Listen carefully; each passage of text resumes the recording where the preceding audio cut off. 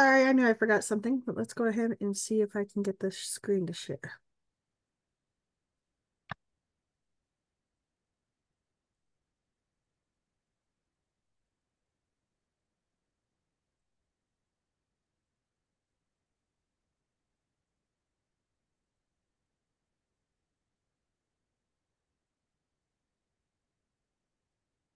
Hey, can everybody see that? Yes, that's perfect. If you could make Awesome. it just a tiny bit bigger, but I think it's okay. That's great. Thank you, Nanda. Mhm.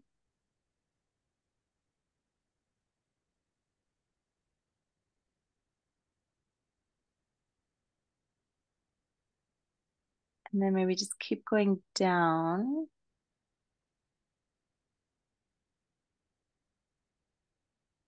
Where do you want it at?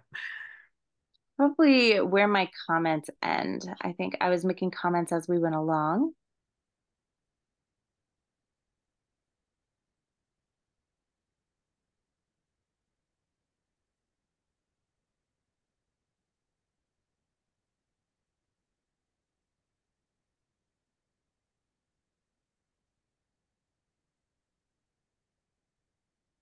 I think general policies is where we left off.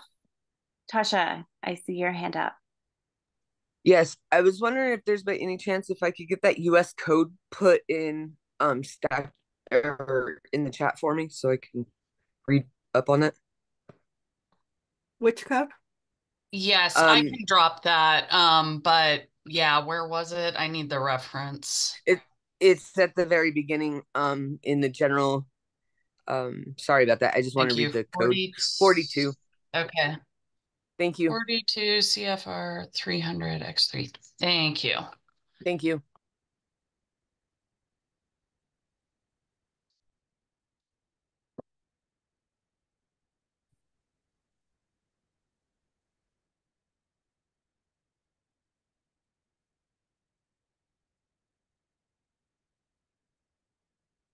Okay, so I do believe we finished procedures and rules of order. Is anyone opposed to moving on to general policies?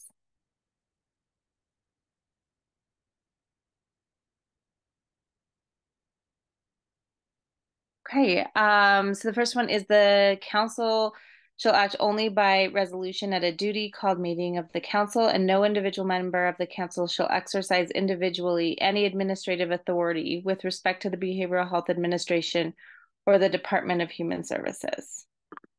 Any questions on that one?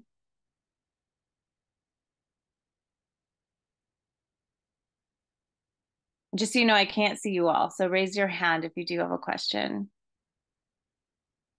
No individual member of the council shall make a statement of policy which purports to be that of the council unless the council shall have adopted such policy. But no one shall be prohibited from stating his or her personal opinions, provided they are clearly identified as such. Any questions there? Okay, and number 3 is when a council member becomes aware of a potential conflict of interest, the council member must discuss the potential conflict of interest prior to participating in discussion on the matter. The council shall then have the opportunity to deliberate on whether the conflict of interest exists. Council members may participate in discussion regarding topics on which they may have a conflict of interest, but may not participate in the formal voting process when an actual conflict exists. Tasha. I just have a like the conflict of interest. I don't know if that should be added in there so people understand what like have a general idea of conflict of what a conflict of interest would be. So add in a definition of conflict of interest. I I would just say that it'd be more clear and precise so people do know what a conflict of interest is, so then they can address that before um, proceeding with business. That's just And my I have opinion.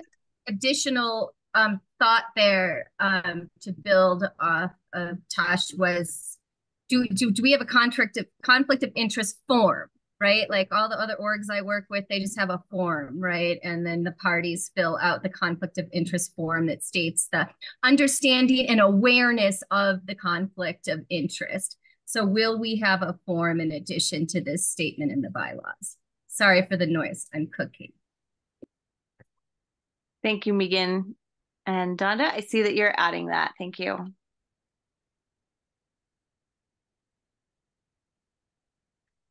Okay, so moving on to administrative directives. So I think this first one that's highlighted is one that was in there prior. Donna, do you know if that was in there prior or if that was an added one? No, okay. Sorry, I don't know.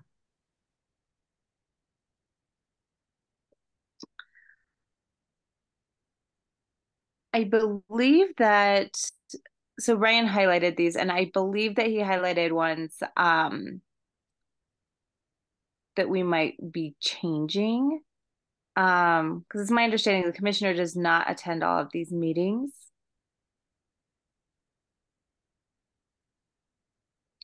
Are we talking when we say here all council meetings, are we talking about committee meetings also, or just the formal once a month meetings that we have with the entire membership? That's a good question, Lorraine. My understanding on this one that it would be is that it would be all council meetings, but that it's also sending a suitable representative selected by the commissioner, which in this case would be Ryan, myself, Andrea. But we can get some. Donna, do you want to add just additional clarification here? Margie, I see your hand up, and Lloyd, yours as well. So Margie and then Lloyd. I just want to add that it's a reminder that the Behavioral Health Administration didn't exist when we had our previous bylaws. So that would make me, so I would say this is an added one because we had never formalized one since the Behavioral Health Administration had been come into existence. Everything we did prior was with the Office of Behavioral Health. And I don't recall over many years that we assumed that the director would attend all of our meetings, if that's helpful. That's very helpful, Margie. Thank you. That's a great point. Lloyd? And Andrew. Yeah, just to echo on what Margie said, is that this section is new for these bylaws. There was not an administrative directors in the old bylaws. And so, yes, this is new. The way that BPACs operated is that our representative to the council has been the designated person from the Office of Behavioral Health in the past. So, such as Ryan, and going back to the prior people prior to Ryan. So, okay. Thank you, Lloyd. And then I just have a question in regards to, a suitable representative. Will there be consistency in representation? Because if we have a different rep from BHA each time, they may not be aware of like what we're talking about, what's going on, like just picking up the where whoever the last BHA person was left off. And I know that there's an interim commissioner now, but once there is a new commissioner, maybe it's good to have that actual human be a person that attends twice a year or something, so that they're aware of the group and they are aware of the resources that this group can provide to the Behavioral Health Administration. Thank you, Megan. I think we mentioned last time that the BHA is hiring a boards and commissions person that will be consistent on all of our boards and councils. And I believe that position has been at least posted. I just put it in the chat. That's why my hand was up. I was going to contribute to this. Long promised, finally arriving. We are hiring for the boards and commissions coordination position. Huzzah! Therefore, and I put the link to the job in the chat. Anybody who's interested, please, anyone, everyone apply. We are very interested in this position for BHA, and that will likely eventually, like from BHA perspective, that person, that boards and commissions person will be in attendance at BHPAC as well, like in a lot of our commissions. So you will have that consistency of that person. Granted, we're going to have to ramp them up to speed. And again, Ryan and I and Megan and Dottie, we're not abandoning you while that person sort of catches up, but we're very excited about this position. So keep that in mind with your bylaw consideration. Thank you. Thank you, Andrea.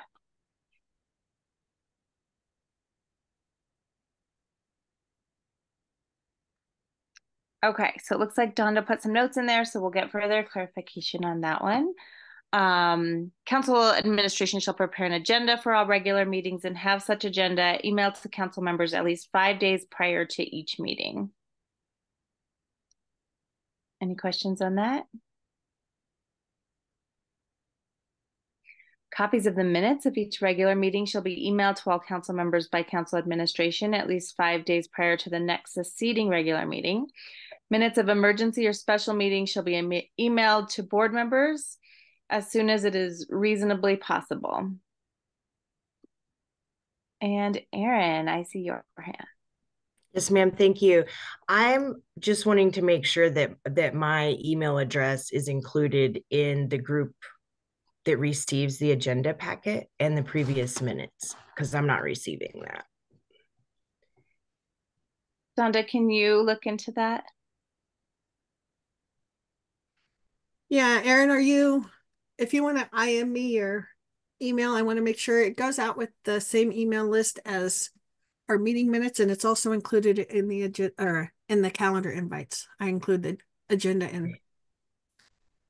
Thank you, Donda. No problem. Donda, it looks like Megan put in the chat that she just put her email. It doesn't look like she's been receiving it either. Perfect. If you guys can if you're not receiving it, let me know. Send me the email and I'm adding you on as we talk. Megan, it says that you are on there. And Sean Gartrell put in the chat as well. Sean, it's showing you on there too. Both of you had accepted for this meeting. So you should have gotten it, but I will double and triple check and we'll see what we can do.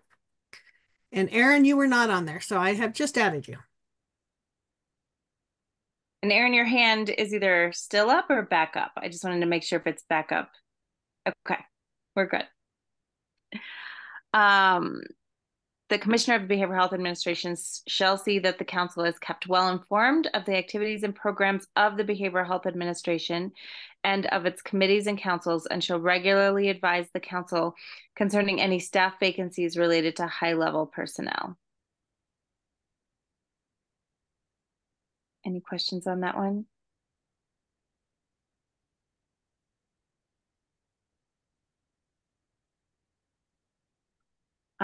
And then finally, a calendar of important dates shall be prepared by council administration. Margie. Just wanted to, since our council is unique because of our role with SAMHSA, if there should be any kind of also recognition that there needs to be coordination with the person who has taken over Charlie Smith's position in that role, which I think, again, because this council is unique with that, I'm going to call it collaboration partnership with that world. Thank you. We need to, I just wonder if we need to include that anywhere in here, or because you're standardizing bylaws, would that be something that would be done outside of the bylaw process? My understanding is, although we standardize them, there will still be some uniqueness to each one. And that's a perfect example, Margie, is just those different pieces that some of the bylaws have, like this one being federally, having federal requirements, whereas others have just Colorado statute requirements. And so I think that there'll be a few little differences because of those things. I just think Ryan probably would be the one that would be able to, because he's worked so closely with that and been our representative for so long, that he might be the one that could help with that language. For sure. Yes. And Ryan is involved in all processes of this.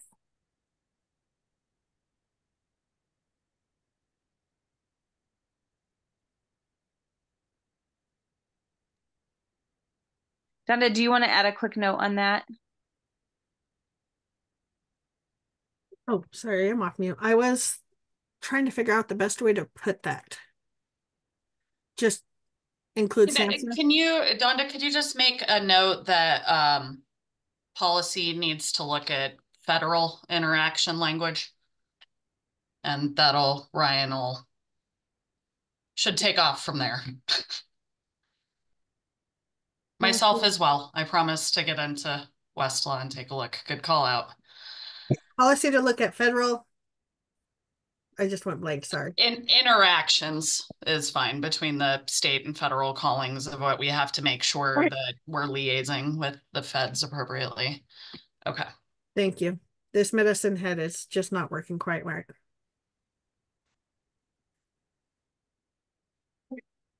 Okay, so moving on to the bylaw section. These bylaws may be amended or repealed, and new bylaws may be adopted by a majority vote of the entire membership of the council at any regular meeting of the council. Any questions on that one?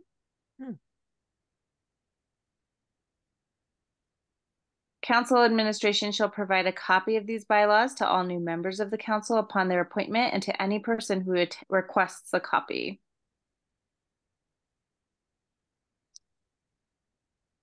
It being the desire of the council to meet its responsibilities to the people of Colorado and in the most efficient and consistent manner possible to discharge its duties under the law, the Behavioral Health Planning and Advisory Council does by resolution hereby adopt these bylaws, and we can put this date in. Is that the last one? The last one on, is this the last page, Donda? Oh, we were closer than I thought we were. Any questions? Any additional comments that you haven't had an opportunity to share?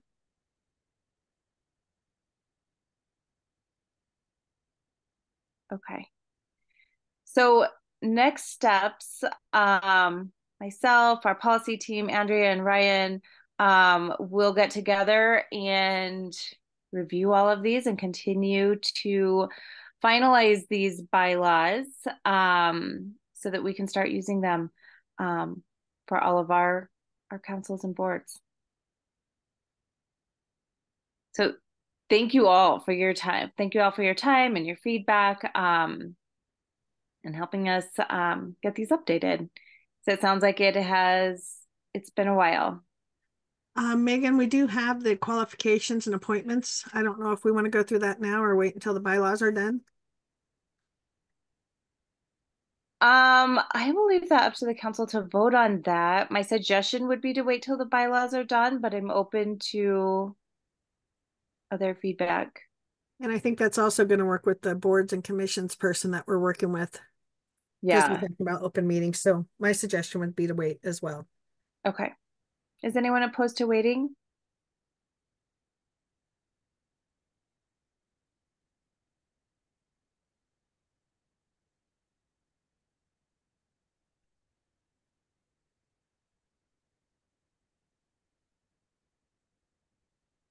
Okay, thank you, Donda. So it looks like we are ahead of schedule then. Andrea, are you ready to jump in with an update on the legislative session for 2024? Sure. Starts next week. We're already gearing up. This year, obviously, it feels kind of like session never started and ended because of all the interim committees. So I think we're still BHA plowing forward, though. We do not. We have some anticipated legislation around some of the school mental health screening. I'm sorry, not screening. I Matter. I'm mixing up my programs. They're so many going on. And so we're looking at continuations of that for funding as associated with a budget request, but not formalizing legislation request from BHA till 2025 likely, and that's to adjust to the timeline with the BOSSOs moving forward from legislation this past January. Now we're in January again. See, time is bleeding together. BHA is primarily focused right now on establishing our requirements around the safety nets, and as well as capacity and quality of both. Now that we're looking more at these regionally informed models for the BOSSOs, as those come online in July, we've got a lot of programmatic functions that go along with that. We're hiring like mad. That's one of our priorities as well. What does this group, let me ask this first, does this group have any specific questions around any initiatives or legislation that touches on what y'all have been doing? Megan has her hand up. Megan, you're on mute. I'm sorry. How about now? Perfect. Okay, awesome. So yes, I have a question regarding that children and youth implementation plan that was presented to us, the mysterious plan that we can't read, which is weird. But so in the JBC hearings, and for everyone, that's the Joint Budget Committee. And I did notice y'all didn't make any budget requests, right? That just seems interesting. But what I did notice is that HICPUP, so that's Healthcare Policy and Finance. They have they were asking questions about the Children and Youth, what was it, the Child Welfare Interim Committee. I guess that they moved a bill forward in the Child Welfare Interim Committee that looks a lot like the mysterious, nobody can read it, Child and Youth Implementation Bill, right? And so what JBC was asking is, why are these two bills that are very similar, because apparently some people can read the Child and Youth Implementation Bill, they're very similar, and there's already a budget request for one of them. But the Child Welfare Interim Committee was like, why didn't we know about the Child and Youth Implementation Plan if it was so close to one of the bills that we moved? And so there's these two kind of initiatives that are living next to each other, one funded and one maybe funded, right? Because there's this 29 million for child welfare to kind of do this interim bill, but that's not the Child and Youth Implementation bill that you guys presented to us. So I think it would be really great to get some clarity around, like, where's the BHA with this Child and Youth Implementation bill?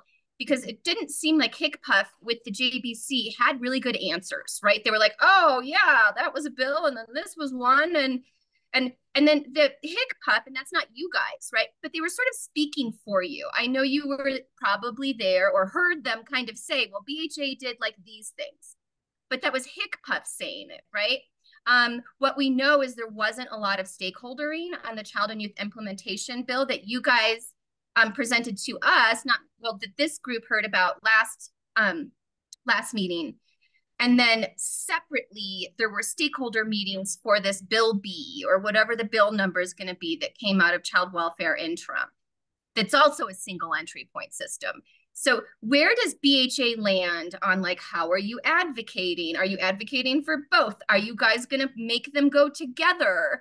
Are they going to stay separate? Does that funding go for just this one initiative? And where is the funding coming from for the initiative that you presented to us? And what I heard HICPUF say is that there was a lot of stakeholdering that happened for the Child and Youth Implementation Bill that BHA has, Dr. Werthwein's bill. Can I just call it Dr. Werthwein's bill, right? But we didn't really get stakeholders. So that seemed like a misrepresentation that HICPUF made on behalf of the BHA, whether that was intentional or not. But I think for session, when we're talking about money, when we're talking about how we're going to fund like a single entry point system for children, youth, and families, where does the BHA land in that space? Are you a proponent of both of those bills? Are you, Andrea, are you going to work to kind of get them to go together, or how are you going to address this? Because it seems like there's a division in place currently, and it could be from the lack of understanding of these two separate bills.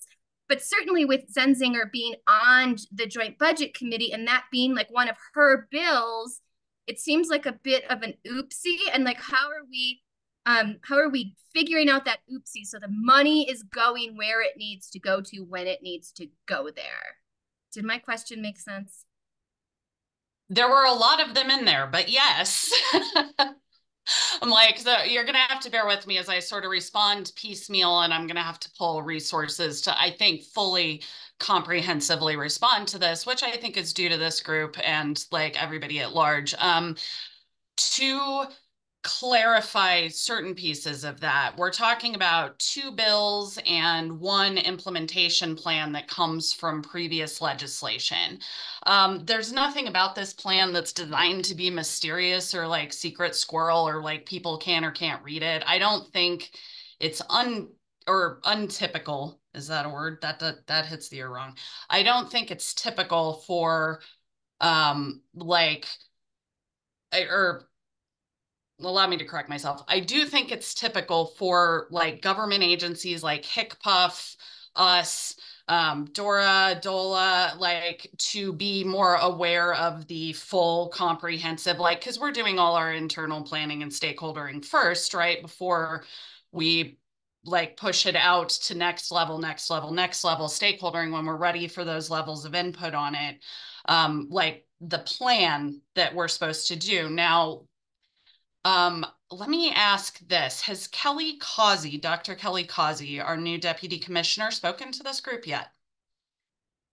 Fantastic. I think that would be a great first step here, along with Matt Holtman, who is our children, youth, sort of SME at the moment. So, Doctor, and forgive me, I'm only as up to speed as I am on what's happened over the past 2 weeks, because again, it's been the twilight time of what is going on. Dr. Kelly Causey is our new deputy commissioner, one of them, and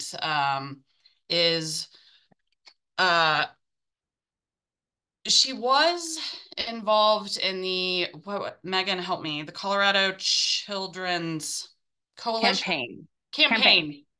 And Andrea, I can answer parts of Megan's question too, more specific. Yeah, I was gonna answer what I can, kick it to you, and then hopefully we can pull resources back if. Yeah, we can go in that order. Yeah. So if we can get, like, Dr. Kelly Causey worked with the Children's Campaign. I can't talk her up enough. She has been with the System of Care bill, as it were, that came out of sort of the counties and the commissioners and Zenzinger, as you've noticed. Like, they have been meeting over the past 10 days, 14 days, even through the holidays, to match up what we know of our implementation plan with that bill. I think Megan can probably speak a little bit more comprehensively than I can around the stakeholdering that was done. I think there were some misses. There were some also opportunities that people just didn't show up for. And that's also problematic from our end, which I think all comes down to communication and over communication. And I think we can get there, recognizing sort of how we ended up where we are and how we're moving forward. I think none of these entities are that far off from wanting the same thing, right? And we want to do it effectively. We want to be responsible fiscal stewards of how we are distributing these dollars. We want to work in partnership with our counties, with everybody as we do that, because like we're all really pulling the same cart here, right? And so we've recognized that. I think that alignment is happening. now, to answer your question. As far as specifically what HCPF was trying to address, that's another bill on the Medicaid side that plays into either our implementation plan, which my understanding, again, Dr. Kazi can speak to it a little better, but soon, very soon for public consumption. I think we were just getting all our ducks in a row on our end. And between the HCPF high acuity youth bill, the system of care bill, and our implementation plan, all the parties that be are now working on that collaboration, because I think it's been recognized that it is the same cart that we're pulling, and let's be as responsible as we can with the funds associated with that cart. I will now push it to Megan, and then anything that is still lingering out of that question, obviously we're happy to pull people back in to talk to this group. And I think Dr. Kazi would love actually the opportunity to talk to you guys about what is going on in the children's implementation space. Thanks, Andrea. And I look forward to you all getting some time with Dr. Kazi. She is brilliant and so dedicated to this work. Definitely the perfect person for our deputy commissioner. It's been really great having her on board. I will say, in response to some of your questions, Megan, so many wonderful questions you had. So I'm going to try not to miss any of them in regards to the stakeholdering.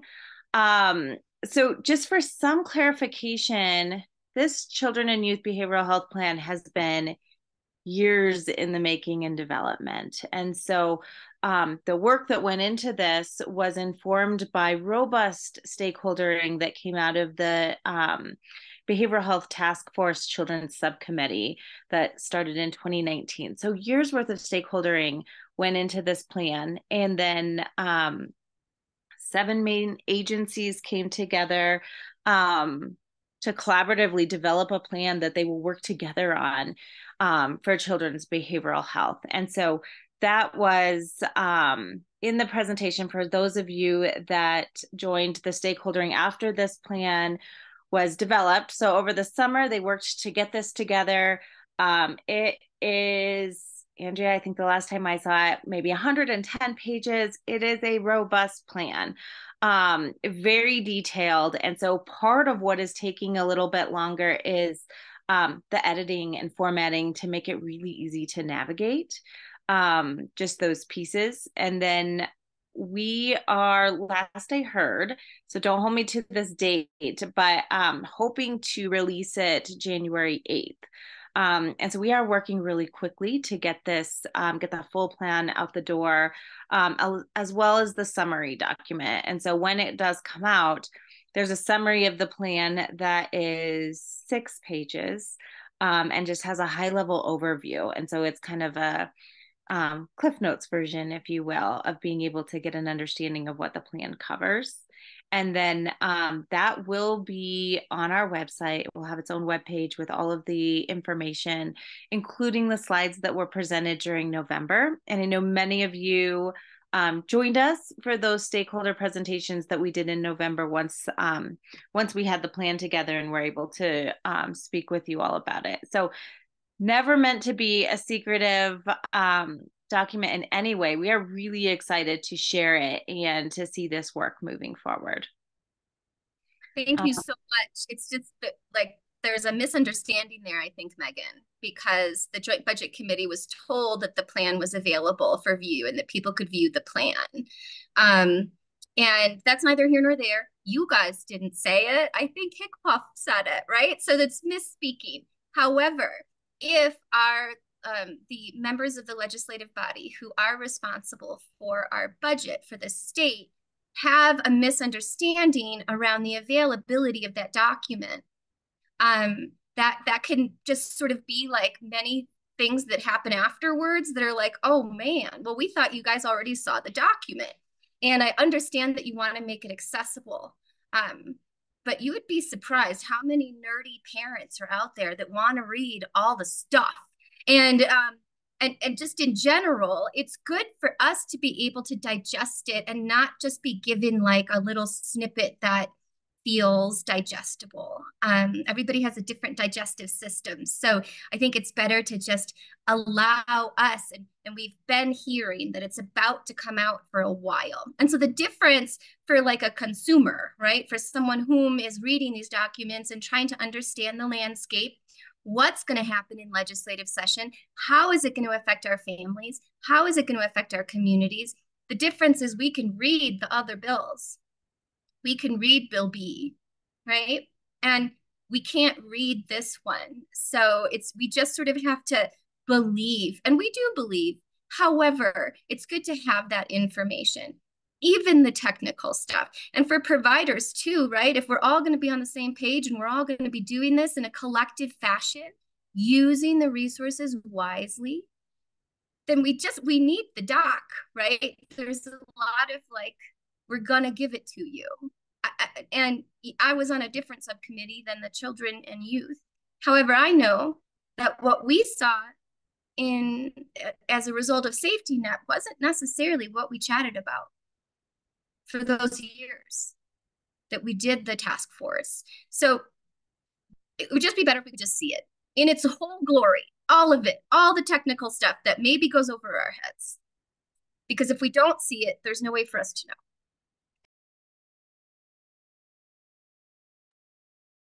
Thank you, Megan. And yes, as I mentioned, it is absolutely our plan to share it with you all. As soon as we are able to, it will be on our website, and both versions. So as you mentioned, the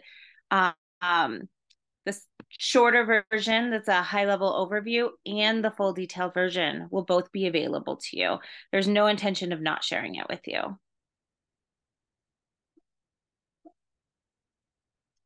Margie, I see your hand too. Want to make a quick comment, and I think that that's the value of a group like this, because as new plans and new implementations are being considered, people right now are trying to receive their mental health help, and for some, and especially families I talk to, it's really a challenge. So I think we have to balance what's new with also being able to care for those that are struggling at the moment, and how to ensure that this transition time does not make it more difficult for families to access services just because we are in this transition period. So just important to remember those that are struggling right now. And I think this group is one that can really help bring those actual stories to the tape, to people, so they can become aware of what's happening. Thanks.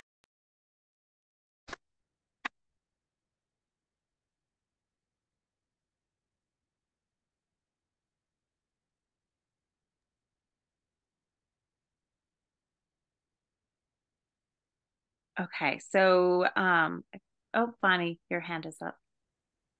Oh, thank you so much. And Andrew, I'm so sorry. I'm going to take you back like 10 minutes ago. You were talking about iMatter. For those of you who aren't familiar with the program, it is a program that basically provides access to any youth in Colorado with they upped it to six free mental health services.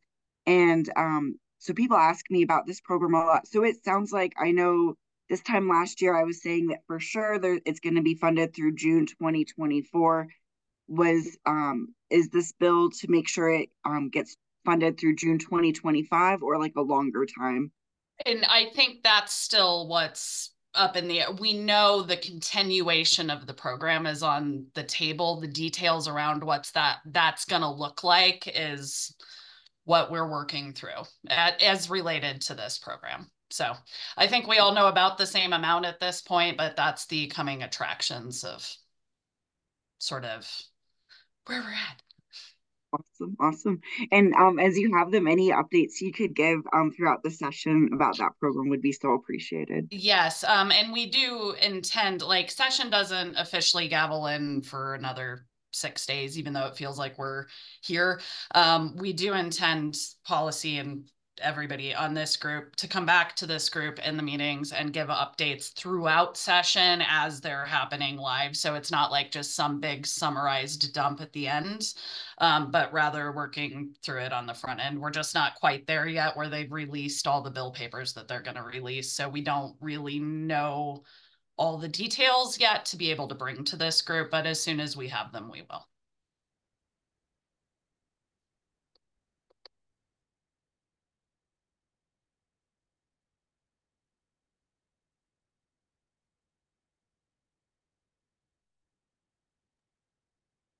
I just have one more question with the leadership shifting. And Andrea, super happy to have you in this role. And so who is our point of contact?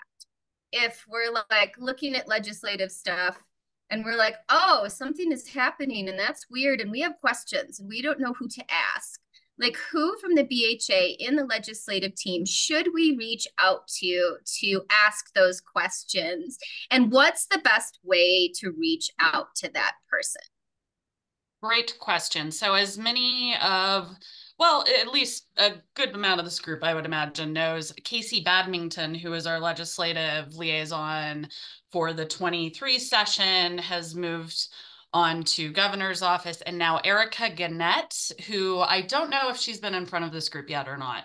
Maybe not. She's on our like being utilized by our policy team. She's been with BHA on our quality and standards team for quite a while and is interested in some of the more policy leaning stuff. And she was working alongside Casey in that liaison role during the transition. So she is our contact point for legislative policy questions, that kind of stuff.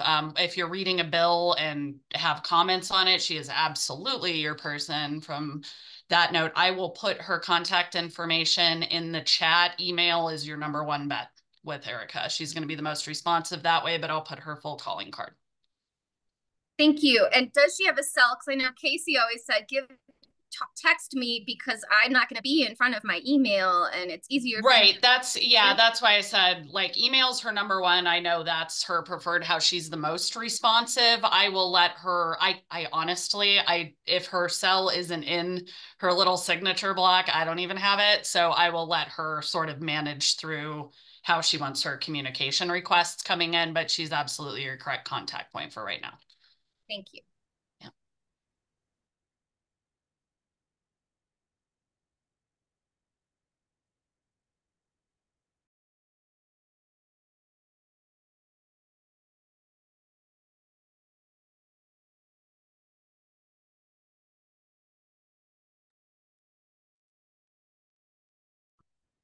Okay, thank you all for the great questions. Lots of questions around children specifically.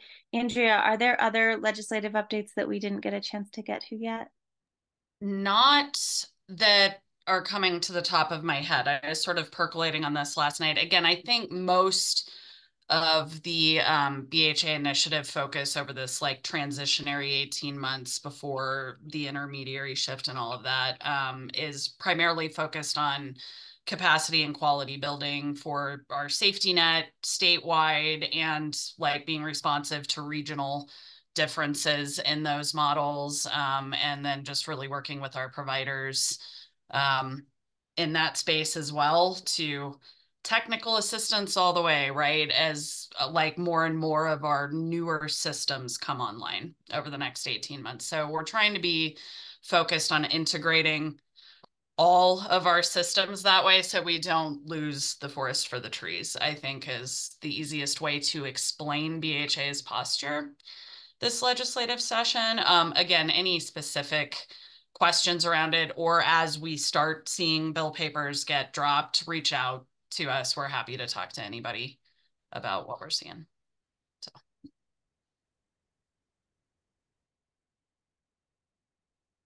Thank you, Andrea.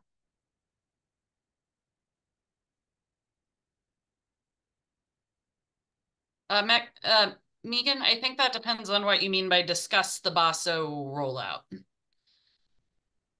I just kind of know what it means for our communities now that the regions are finally decided, correct? Like now we know for sure. And we know that the advisory committees are made up of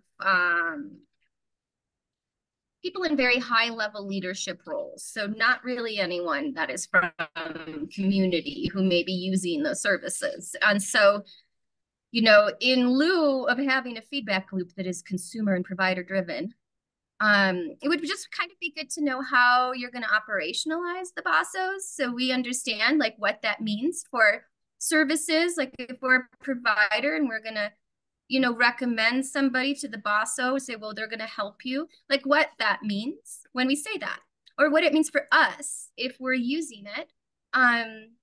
So it's so much brand new stuff, and we need to like know how to use these things. And I know it was a long time to decide what the regions were going to be, but now that they're decided, like what does that mean for us in our communities and how we serve our populations?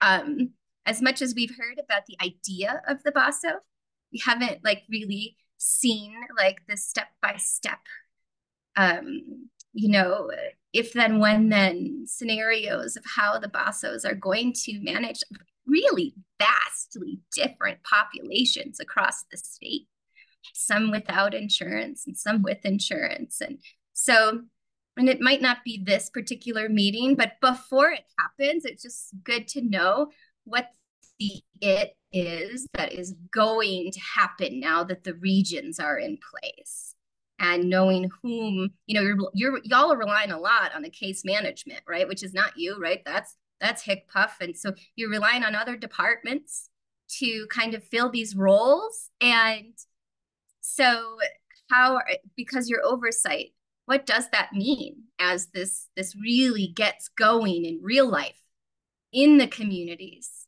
Not being able to necessarily rely on advisory panels because of the nature of those panels. So how do you guys know that it's working?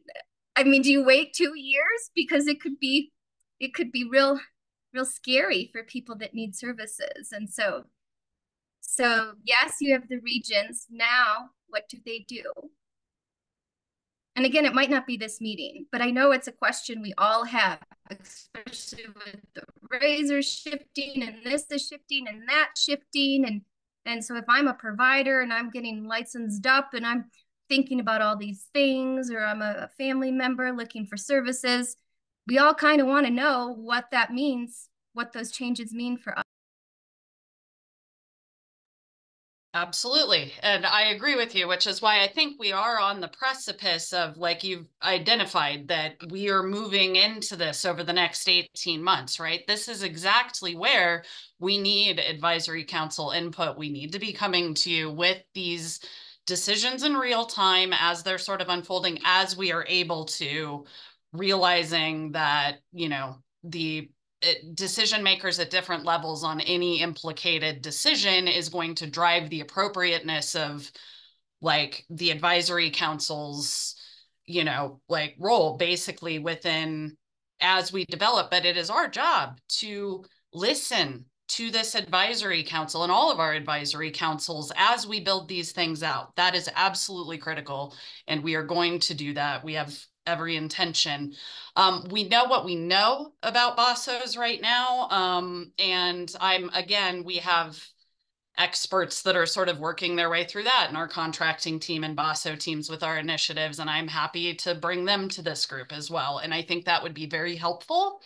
To your point, I don't know sort of the order of operations there. I think we need to be a little thoughtful about, okay, like you said, if then, like, what do we need this group for first, next, right? And I am slightly, I guess, confused about, you said the advisory councils for the regions only consist of high-level people? Yeah, so I'm forgetting the bill number. It was last year, and it was sort of the BHA cleanup. And one of those was sort of saying whom would be the folks that were on the advisory, maybe they're not called councils, panels, or that would advise each BASO, right? And it's like county commissioners, love you guys, but you know, most certainly no county commissioner is going to be like, yeah, our county is sucking at this, right? Like, you know, like, so like optics, right? And we appreciate that and the leadership of commissioners. But what we know, especially in rural, is many things are not necessarily addressed by our local leadership. which is why you hear from us all the time. And because of that, how are we going to then translate the experience that people might be having interacting with the BASO outside of the advisory council? If you have one or two folks with living experience, then those folks in leadership roles who want to maintain the veneer of perfectness in their communities, which happens, and that's okay. And there's so many perfect things about communities. However, if we're not bringing these things forward and leadership is not allowing for those voices to be heard, it stands to reason that, like Andrea and Megan, you might never hear what that client or provider experience is in those regions based on the current makeup of those advisory groups. And this is not throwing shade on anyone. Everyone is doing their best with what they have.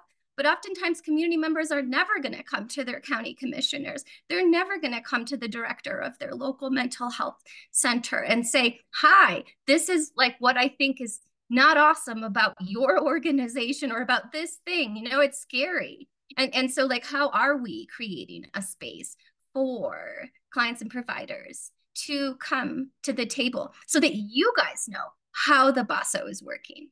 So very specifically that advisory council, not like all of them.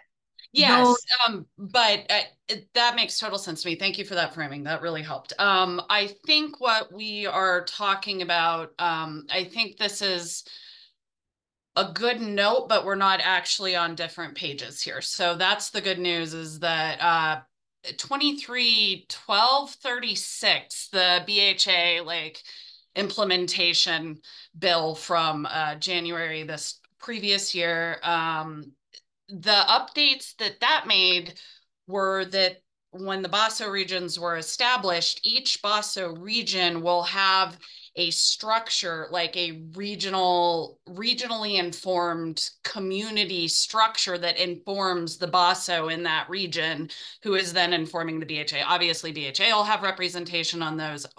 What the bill did was say, here's who we know is in that group, including but not limited to, right? We know there's going to be advocates on those group stakeholders. I mean, we can't just have this be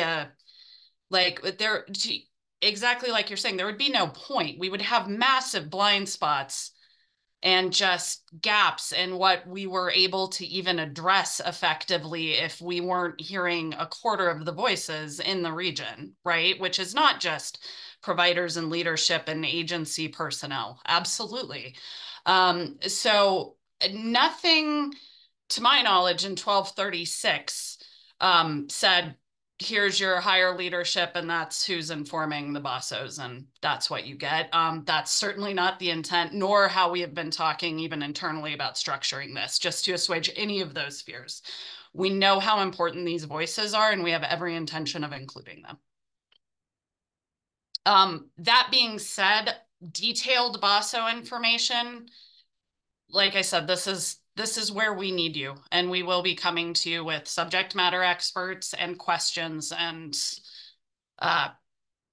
just that collaboration is going to happen as we figure this out over the next 18 months. We're in this transitionary time between new and old system work, and let's get down to it. Let's do it. All right, cool. I'll find the language that gives me this pause. And I'll just share that specific language with you. And that might be something to review, obviously, where it's in statute and blah, blah, blah. But just thinking really intentionally around what that BASO feedback loop structure currently looks like in statute and how you may need to just add additional voices to the process in order to really learn how these BASOs are moving out into the world and positively affecting all of the populations you're serving.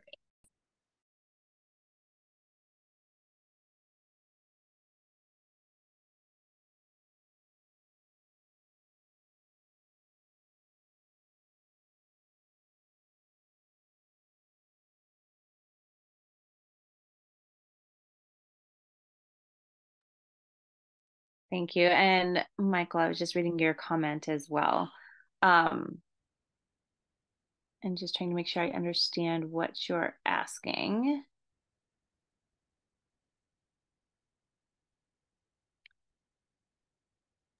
So it sounds like you're having difficulty finding information, Michael. Yeah, I mean, just context for what seems to be for what is obviously like a foundational shift in the way that these services are organized around the state, um, like including what's happened previously, how that kind of ended and evolved into this new BASO system. It like I'm having a difficult time tracking what we're even talking about because I haven't been able to locate any historical context through pretty intimate Google searches and trying to email folks at my ASO or at Jefferson Center. So just trying to figure out if I guess at its most basic, is there an online resource to get up to speed on this discussion? So BASOs will be, we're tasked with fully establishing BASOs by July 1st of 2025. And so as we move through this process, we did, Michael, I don't know if this provides additional clarification, but we put out an RFI, a request for information, this last fall, and then use that to inform when we develop our contract. And then we'll put out an RFP, request for proposals, coming this spring. And so we're in the process of figuring this out and building it. And so that's probably why you're not finding information out there yet. It's just not there yet. We're still in the very beginning stages of getting the BASOs established.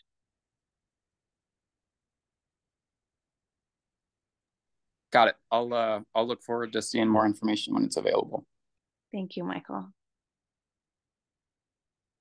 And then Laura, I see your comment, advocating that BPAC not wait to be asked for their thoughts, but rather assert its thoughts and opinions as an advisory council. Yes, we definitely want to, we want to hear your thoughts and opinions always. That's vital to what we're building for behavioral health in Colorado, is listening to the voices. Tasha. I just want to I just want to make sure I'm on the same page with everything when it comes to the BASOs. I believe, and correct me if I'm wrong, Megan, on this, aren't we supposed to, like, isn't there a plan for implementation for subcommittees for the BASOs, for the regions, the different rays throughout the state?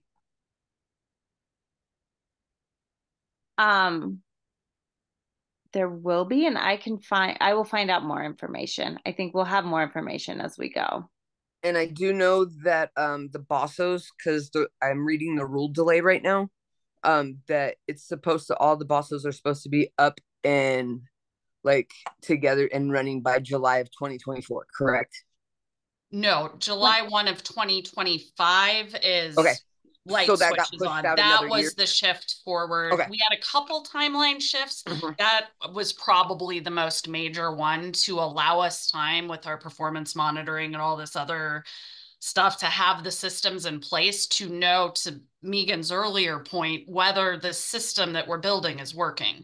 Until we have the systems in place to know or be able to measure if we're making some sort of like tangible difference out there, right? We had to delay the intermediary implementation until we knew what we were asking them to monitor, basically. And with that, I was off Megan's earlier point. I wanted to say that some of the lack of information around the BASOs is due to, like we said, we're just not there yet.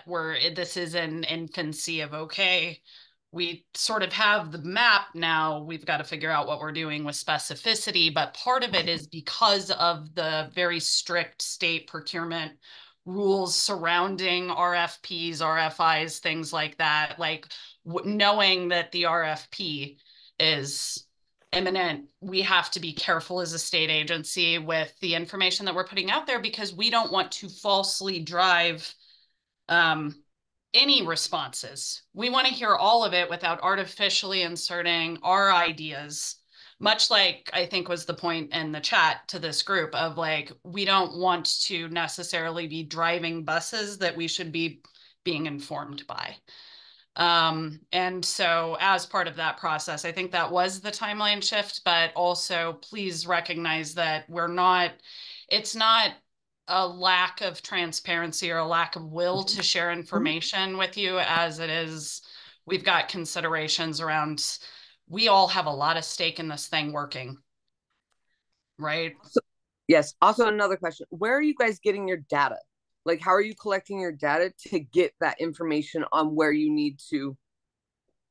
That is a phenomenal question, which is why I plugged, again, I have another team member that I think throughout this year, you will probably be hearing from a more like wider variety of faces at the BHA as we are sort of building out our internal capacity to deal with all these massive initiatives. And it's great. And we've got a lot of involved people that really care.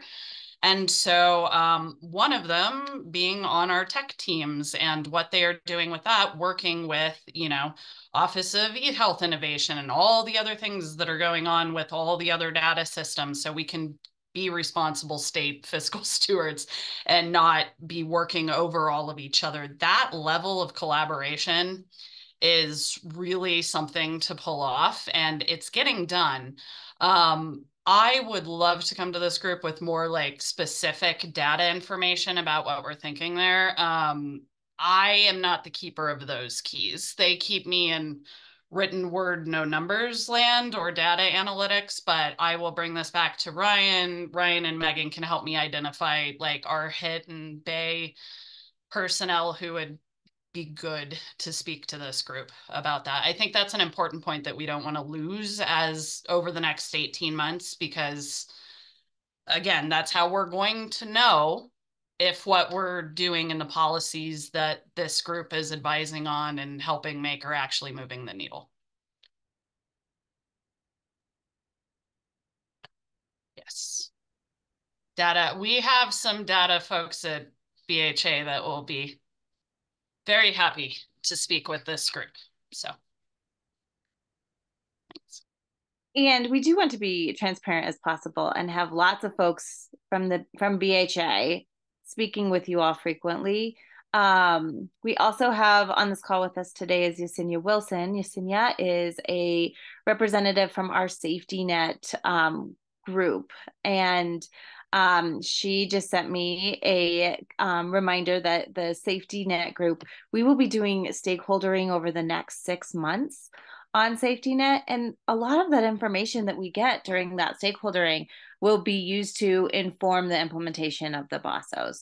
All of these pieces, everything that BHA is doing, it all works together. Safety net, care coordination, BOSOs, it all works together and informs the system as a whole.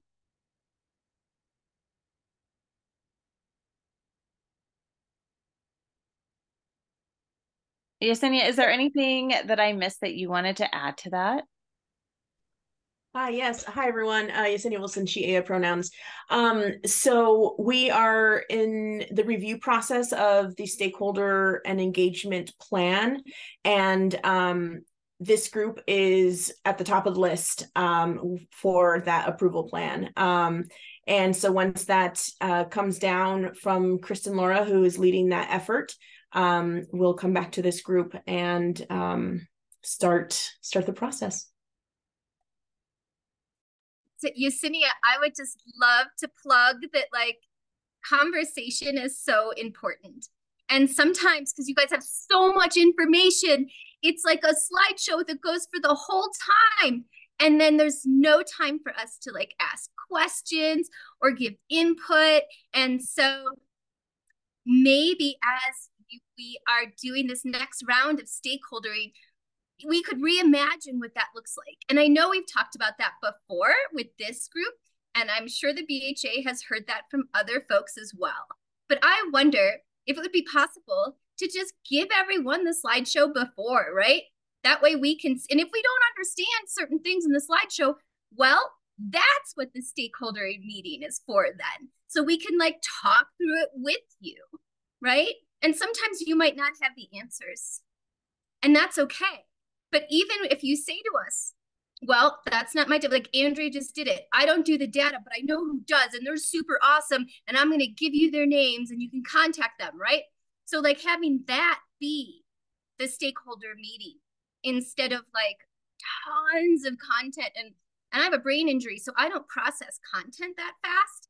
And but if we had the content before, then when we were doing the meeting, we could ask questions, and you guys might even get questions beforehand. So then when you come into the stakeholder meeting, you're like, wow, like 5 people asked this same question. So we definitely want to address that. And I feel like we could just gain more traction. And then it wouldn't be like we stakeholdered, but I guess we didn't hear about blank, because you'd probably have more of an opportunity to hear about all the blanks if we had more time to talk and discuss and have dialogue during those meetings, right? And the feedback forms are great. Not everyone's a technology person. Some people need to just like look at you, Yesenia, and ask you, hi, this is my question for you. So having that be a part of it so that we're not missing out on the voices that you all need to hear to make informed decisions about how we move forward. And so I know we keep asking for this in the slideshows and the 5 days before and everything, but it would be cool to like get it, to get those slideshows, because it is so much content. And then it's less stress on you guys because you're not cramming everything into this like 1 hour meeting where you're like, what should I send this thing? What if I skip this slide? Or we don't any questions? Look, we're out of time, right? I think there's a better way. I'm not saying that you guys are doing a bad way. I'm just saying that like maybe if we all had a chance to talk a little bit more, we might get a little. Thank you. And yeah, we have heard that feedback loud and clear. And thank you for continuing to advocate for that. And so as we're building out our framework for stakeholdering, I'm really excited about it, but it takes in all of that information and everything that we've learned through our stakeholdering that has happened since the beginning of the BHA. And so our safety net group did a lot of stakeholdering this last spring. And as that went along, adjusted the way that we did stakeholdering to where it was more discussion and more interactive, like what you're saying. And I will share an example with you with our other advisory council, with BHAC.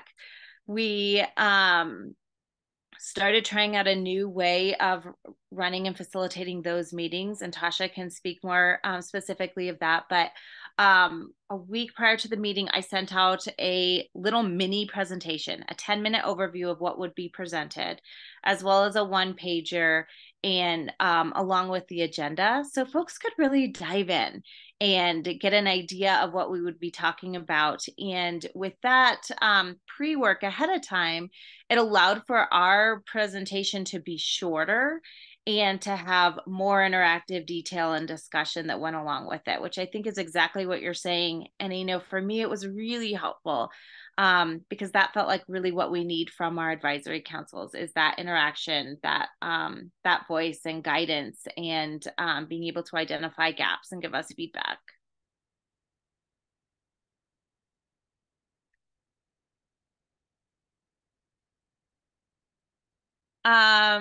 I see Bonnie's hand and then Sharon. I also recently it was our EDI coordinator at the Prevention Services Division that encouraged my team and I to share a slide deck prior to presentation, and it went so well. And I think also is like the preparer of slides, it kind of made me make better slides because I was like, oh my goodness, like my entire division is going to see this, so I better make something that actually looks good. So I love that idea, and I think it really did yield a more robust discussion. Thinking back, I feel like I'm always going back like 10 minutes in the conversation, so sorry to be late. But when we were talking about data, when I introduce myself, I always say I can provide you access to anything prevention related.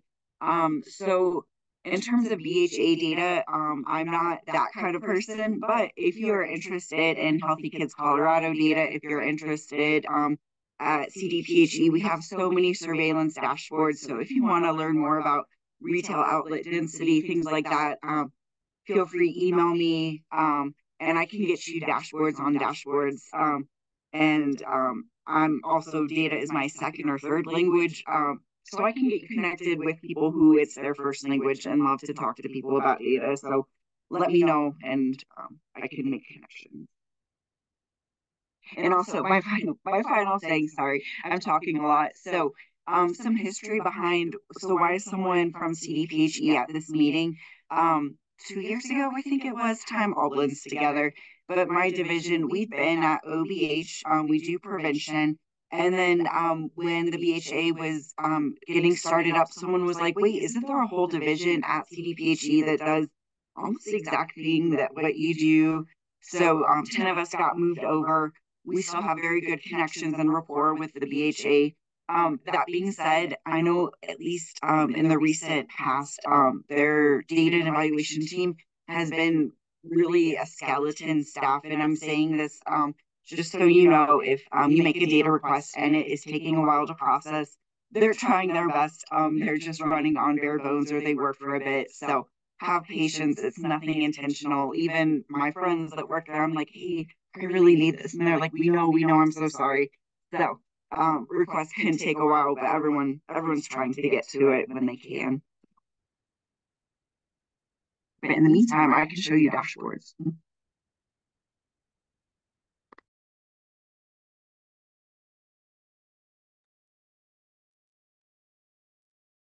Karen, I know I saw your hand earlier. Did you have a question?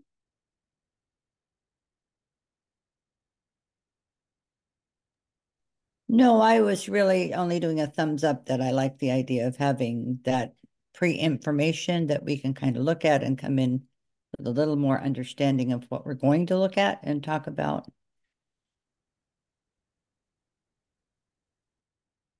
Great. Thank you. Thank you all for that.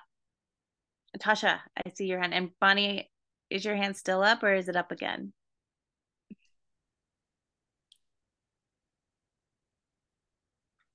Thank you, Megan. I just want to put in I just want to put in my input, and this is my input and my opinion. Getting that information prior to the meeting was very helpful because it allowed the people who needed to process and understand the information that we were going to be discussing in the meeting to prepare for the meeting, to ask the questions. There was a lot more advising, and there was a lot more informative information that was given during the meeting, and a lot more progress was made within one meeting than we have made within a whole year. So that, I can honestly say, getting the information and putting together what Megan did for BHAC was phenomenal. So I got to give a shout out to Megan for that, because it really did help advise and create the forward progression that is needed to implement everything that the state is doing. So thank you.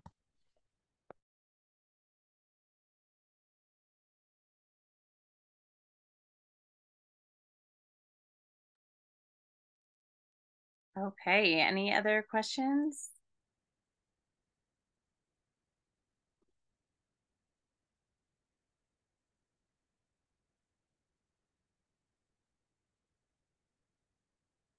If not, the last item on our agenda is it looks like updates on prevention, treatment, and recovery.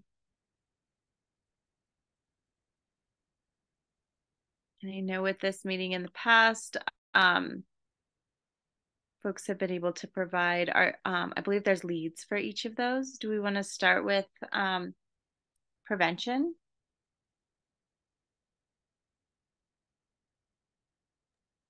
Megan, this is usually what's going on in the areas. So the people that serve.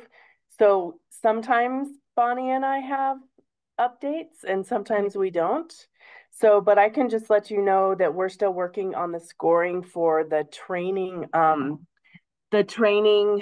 and certification peer grant. We're hoping to have that all scored by February. And also, we can't really say when, because we never exactly hit the mark when we're saying when we're actually going to be done with something. So I'm not really going to say when that will be done, but keep your eye out for trainings that will be sponsored and certifications that will be sponsored and given at either a cheaper price or for free here in the next couple months. And then usually the recovery community organizations, if they have something going on, they share what's going on, and then we'll move on to prevention. I know prevention's first, but I just thought I'd jump in. Thank you, Leah. This is Margie. I just, because our subcommittees haven't been meeting, I guess that would be my question is, I know we talked about this at the last meeting, will we consider using that extra hour for subcommittee work? I didn't know if anyone had been followed up on that conversation for us to figure out how we can do our committee work versus just our reporting out and updates on what's happening within these different worlds. For the February, are you referring to the February meeting? Well, just, I didn't know if there had been any conversation on that process or procedures or how we were going to move forward with doing committee work if we were going to use time during this meeting. Because as of now, I don't think any of the committees other than membership have something established as to when they will meet and follow up on the recommendations that we worked on previously. I think there was a part of our conversation was how to do the committees still work on those recommendations if that's what we want to continue to do.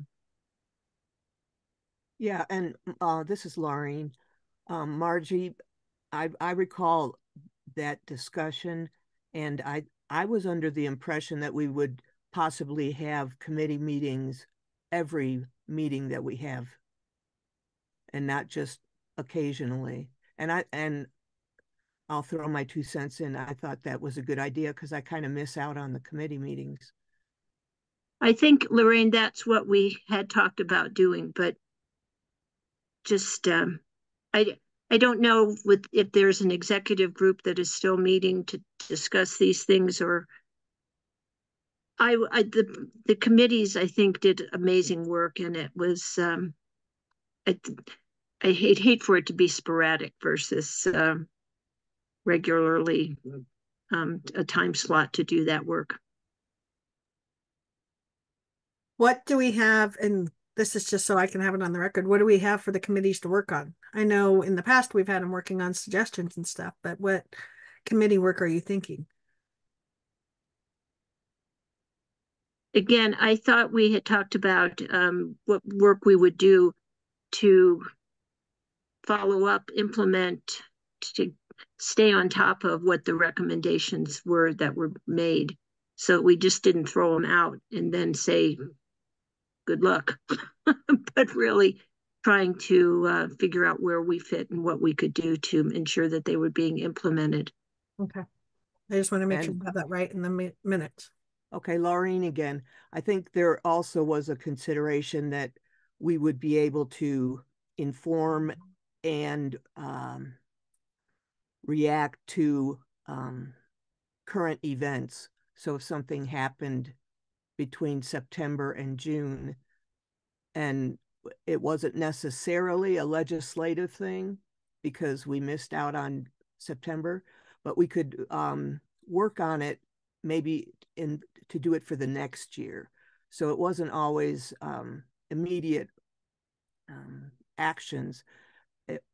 It really, for me, it helped develop the council for me.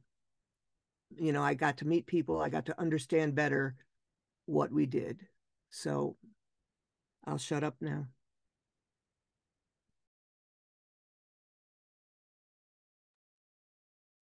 I see Shannon's hand. Yeah, I will just second what Lorraine and Margie were saying. That Lorraine got back on and covered that pretty well. I think that was my understanding, was that we would continue in the third hour would be where we could have those committee meetings so that we could review, see where the data was, what gaps could we have, what do we see going forward that we might need to tighten up on the next block grant initiative. And then also, just as Lorraine mentioned, anything else that might be current. It is helpful to meet in the committees to get to know everyone across the state.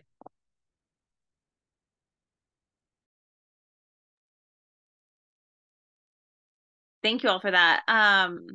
Donda, can you put a note just for our next agenda for February to see if we can put in some time for that? Yeah, and I think a lot of that also depends. We need to get our chairs in place and in our membership committee in place, or membership in place before we move forward on that. And I think that may be what we were waiting for, because I know we need to get chairs, and the chairs are usually the ones that set the agenda. So that may be the next step, is getting our chairs in place and then adding this to the agenda, but I will definitely add it. Yeah, thank you. If you can just put a note on it and then we can go from there.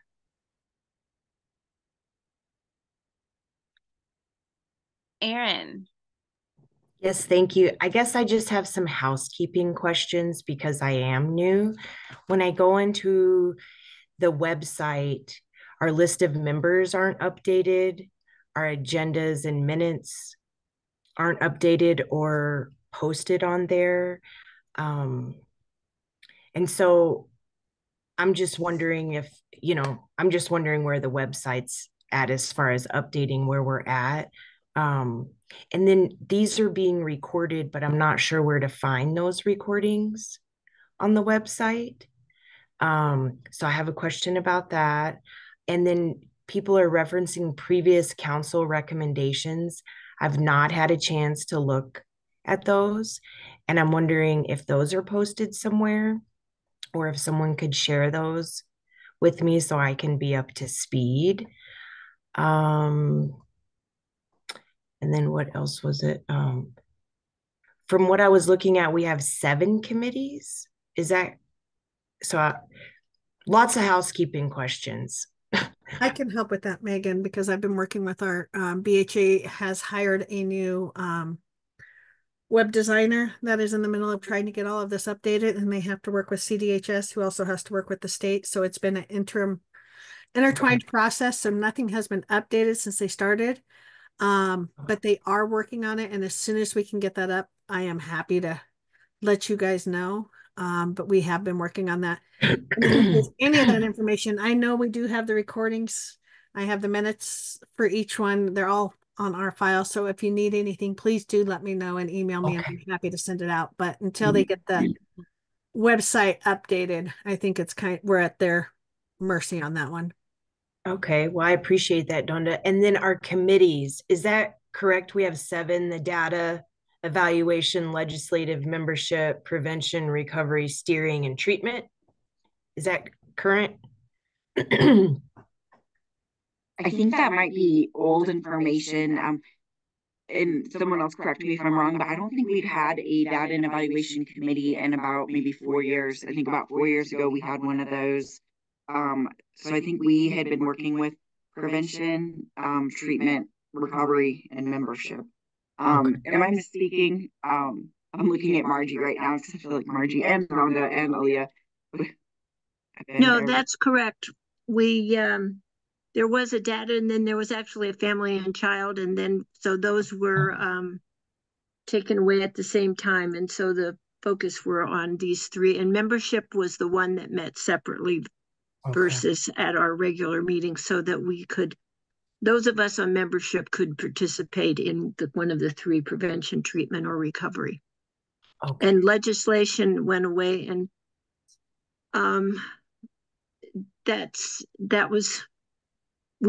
Ryan was the one that then provided us our legislative updates when the legislation committee was no longer in existence.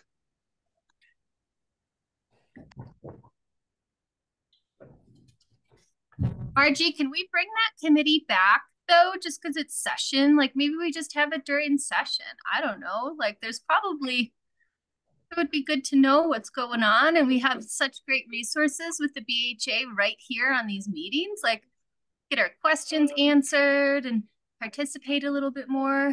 I don't know what your thoughts are, because yes, it's another committee. This is Lloyd. So our core committees are in the bylaws, and some of the other committees were formed ad hoc by the council as we needed them. So the data on the website is extremely out of date. Yeah. And it's good to hear that the state is moving forward with some solutions because it's always been very difficult to try to update that information with needing to pass it off to another department and wait for them to update the actual website. So hopefully with Google Drive, where a lot of our current documents are, and the changes going on in the IT realm, we can start getting a lot of that information up to date. So, and this is a piece that both membership and the steering committee has talked about that we need to make sure that we have all of our data and keep it organized. One of the problems that we had over almost 9 years that I can speak of, that when the contract changed for the administrative support for this council, is a lot of those files did not get passed on to us, not available. So there's bits and pieces here that we're going to be going back and trying to collect and find from prior individuals and emails and things like that to get a lot of this up to date.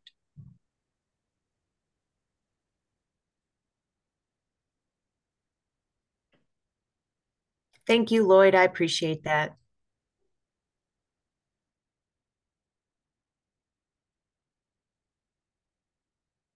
Thank you, Lloyd. And Annette. Hi, I'm Laureen. The legislative committee as such, I like it the way it is where we're doing it now, where the whole group gets to hear the legislation and comment on legislation. It seems not to be like so much the process, because the process is pretty ingrained in the system of our government, but you know, there might be a bill about treatment, and then there's another bill about prevention, and then there might be one about prevention and treatment. So which one do you discuss in your committee? It was always easier for me to hear it as part of the whole group. So that might have been one of the reasons that we decided to forego the legislative. And it also, you know, there's usually about 25 to 30 people in this group, I think, in these meetings. They can get pretty unwieldy if you get too many people going on something. So it's nice to just have 3 choices. Thank you. Yeah, that's helpful feedback too. And I know Donda's capturing all of that in the notes. So we'll have that information. I was just going to say that having Ryan be the disseminator or someone from BHA be the disseminator of the information has been really, really helpful, because we don't get a slant on it. We don't get a bias or someone else's understanding. So I hesitate on all the other committees that I serve when we have a legislative committee. It usually is there's a delay in when the governing board or the larger executive board gets the information, because the legislative committee has to get the information, then it has to go from BHA, then it would have to go to them, and then they would have to disseminate it out, and then they would make some determinations about what to share and what not to share. And I really like the fact that Ryan doesn't screen it. He like when we've been in session with Ryan, it's the good, the bad, the ugly. It is preparing all of us for all of those things, and there is no delay. And so that's why I really do like the way that we do it now. And I don't think that we need to create another busy committee for everybody to join in on and then be another middle I serve on so many different things, and I just think those middle committees end up just feeling, those people feel a little frustrated about spending their time doing something that we can get it from the horse's mouth. Like Ryan can tell us, or one of the others of you from BHA can just tell us what's happening on the floor. Just real quick, Ryan's done an awesome job, and I think the flow of information as far as what's pertinent's been better than what it was at one point. The reason that committee actually went away was Mo was the committee chair of one, and she rotated off the council and retired. So we had nobody to do it, and Ryan picked that ball up, and he's done an awesome job. So Mo was really good about bringing that information forward because she was always in those sessions and everything else as well. So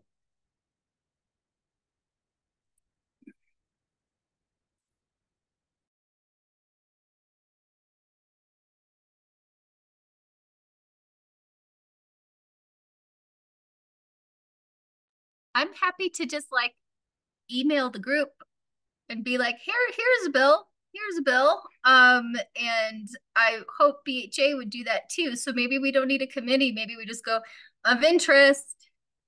Here's when the hearing is. If you guys want to testify, and that way it's not like a middleman, but we're just communicating.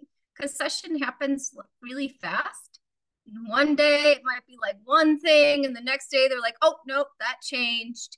So we definitely don't want the lag time. Frank's also here on this call right now. I know he's not a part of the group, but his ears are here right now. So I think we can still ask Frank stuff too. But I'd be happy to just share bills and like there he is, it's Frank, in their committees and, like just so people know what's going on. I know Frank knows, he's got his ear on the pulse too. I'm happy to share our ledge tracker when it's up and populated. And I know Mental Health Colorado keeps a ledge tracker, probably, other organizations, maybe CCDC too, Megan. So those are, good, I think, good resources, but, like another Annette, I think said, it obviously, for those of us that are tracking it with advocacy, we've got a specific purpose and, I mean, it's just kind of, be informed, as you look at our tracker, we're representing a certain constituency and others are as well, but I'm happy to help with updates throughout the session.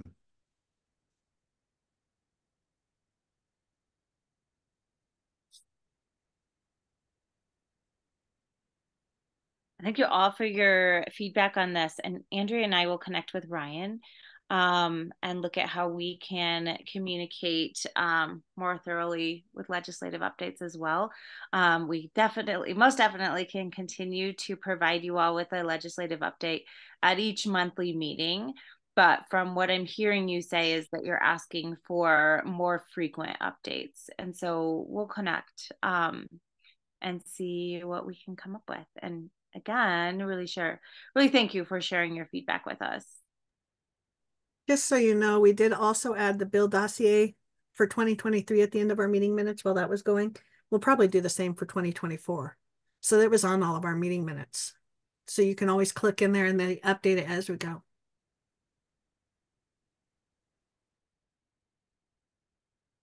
Thanks, Donda.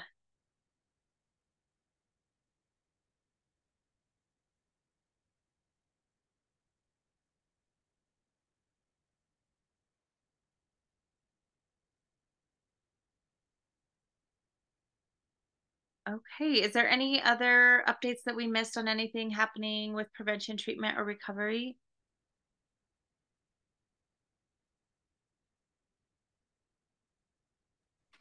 I just have a quick question.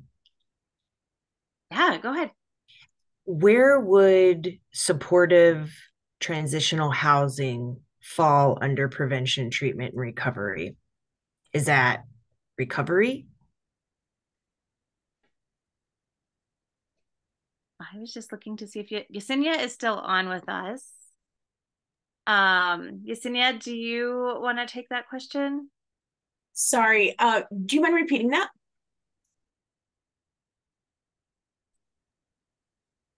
Yes, ma'am. I'm just wondering if supportive transitional housing is part of recovery under the subcategory of recovery. So I would say so in the aspect that BHA does pay for the room and board as transitional housing. I know that we are brainstorming on how BHA can be more at the forefront of housing. So, but yes, I would say in general, the answer is yes. Thank you. I appreciate that. That's one of my major priorities is supportive and transitional housing. So I'll be advocating for that throughout this entire process. Thank you. Awesome, Erin. Thank you. And Charles, I see your hand up. Hi, Megan. Yeah, I just wanted to bring up, in the past, we used to have OBH liaisons on each committee. And that was very helpful when committees were working because that way we kind of had a conduit to ask questions to the OBH at the time, now BHA. And it kept the subcommittees on track. And I see we have a few people from the BHA. I don't know if we have enough to cover every committee, but we found that very helpful in the past to have some kind of liaison from the BHA on each committee, just to be a conduit, to ask questions, to get data, to, float ideas so that the committee didn't get too far off track and then find out, it wasn't something that was even an option to suggest. So I would just throw that out there, that was a very helpful process in the past.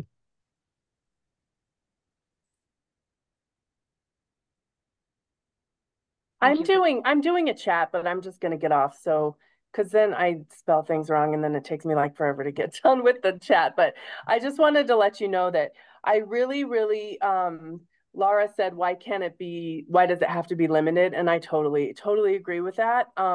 Just as far, like it should be prevention, treatment, and recovery. Housing should be a part of just life in general. It shouldn't like, it's a shame that we even have to put it into these pockets. But I just wanted to say, as far as funding goes, it lives with recovery. So we have one homelessness grant that we have with SAMHSA, and that is the PATH grant, projects assisting in transitioning from homelessness. So we have that one grant, and now we have Yesenia, who's working with all the other state departments so we can work together to help end it. But I do think just if we are looking at, and Erin, this is kind of to your question, if we are looking at putting it in a committee, like, putting it in committee, we would probably do it in recovery, but make sure that we're pulling in prevention and treatment as well, because like I said, it's definitely not something that we should silo. We don't want to silo housing. We want everybody to be housed. Like, this is just, no matter where they are in their recovery or treatment. So Well, I appreciate that. Thank you so much, Aaliyah. Could you put your direct contact information in the chat for me? That would be helpful. I might reach out to you just directly sometimes so we can kind of talk more about that. I just know that housing is public safety, housing is recovery, housing is everything. And we don't have enough of it. So I'm just hopeful that we can see more of assistance coming down the pike for that. Thanks so much.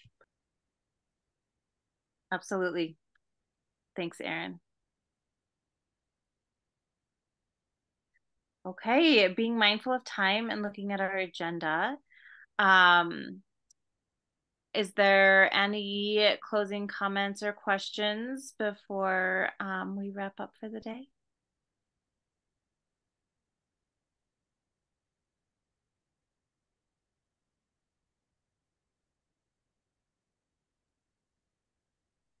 Hey, I want to thank all of you for your time today and meaningful discussion and holding us accountable and giving us Megan, feedback. Megan, I got my hand up and apparently it just fades right, right Oh, into my I background. apologize, Dennis. No, Go that's ahead. okay. I'm gonna have to do something with my virtual background. I just want to let everybody know that hopefully in the very near future, I'm going to start doing video podcasting and maybe as many as one a week on issues about behavioral health from experts within the field and those experiencing whatever crisis might happen.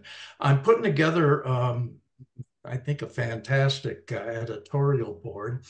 Margie and Megan have already agreed, along with Dr. Rosen, to be part of our core, and we're talking to a couple of other people. And we're going to have a meeting where these experts will help steer topics for discussion. I will, on the Our Community Broadcasting Network website, I will have a page dedicated to the podcast that can be linked, to the BHA website if they're predisposed. But it's a way of informing the public in general on issues that they may or may not be aware of. And we're going to be putting a lot of resource information with every topic that we cover. So again, if you want to see the rough overview on that, on my homepage at ocbn.online, you can just kind of get an idea, and I have contact information on the website. Anybody and everyone is welcome to have input into this. And like I say, we're hopefully going to have our meeting, the initial editorial board meeting, which we will be expanding, hopefully within the next couple of weeks. So thank you. Great. Thank you for that, Dennis. Very exciting. Dennis, can you send me something like a quick write-up to add on to the minutes for you for that?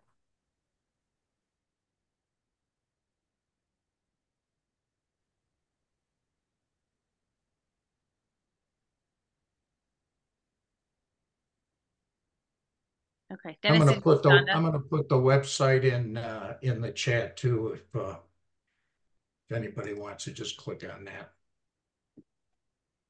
Okay. Thank you. And Dennis, I apologize for not seeing your hand. You're absolutely right. It is completely camouflage when you put it up. Okay, with that, I will wish you all a wonderful rest of your day and looking forward to seeing you all in February. Just to recap a few things, Andrea, Ryan, and I will dive into the bylaws and work on getting those updated and cleaned up to present to you all in February. And we will take everything that you have said into consideration with our planning of the next meeting and trying to send you information ahead of time when we have presentations. Thank you for those suggestions, Megan. As I mentioned, we have noticed significant improvement when we've been able to do that in other meetings, and we are always taking note and working to improve our stakeholder process so that it is meaningful and engaging and really gets all of the voices to the table in the meaningful way that we need to hear them to inform our work. So thank you all for your time today and for your wisdom and guidance. Have a great day.